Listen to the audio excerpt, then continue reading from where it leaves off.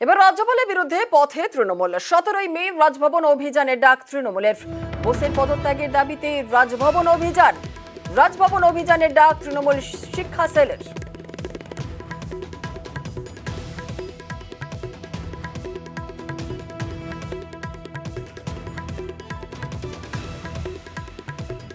প্রধানমন্ত্রী প্রতিনিধি রাজভবনের লাটু সাহেব, মেয়েরা যেতে পারছে না ভয়ে।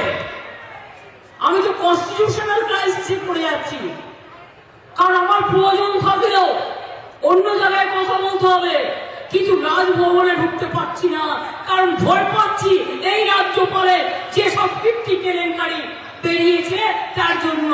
আজকে কোনো মহিলা যেতে চাইছিল রাজভবনে।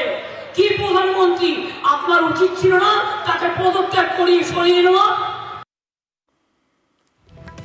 17ই মে রাজভবন অভিযানের ডাক তৃণমূল শিক্ষা সেলের। আর রাজভবন অভিযানে প্রকৃত শিক্ষক যাবেন না। তৃণমূলের রাজভবন অভিযানের ডাকে কটাক্ষ শুভেন্দু অধিকারীর। রাজ্যপাল মহোদয় কম্পিটেড এনাফ। তৃণমূলের মতো ছিন্নমূল দলকে কম্পিটেড করার জন্য গভর্নর এবং রাজভবন এনাফ। এটা নিয়ে আমাদের নাক গলানো দরকার।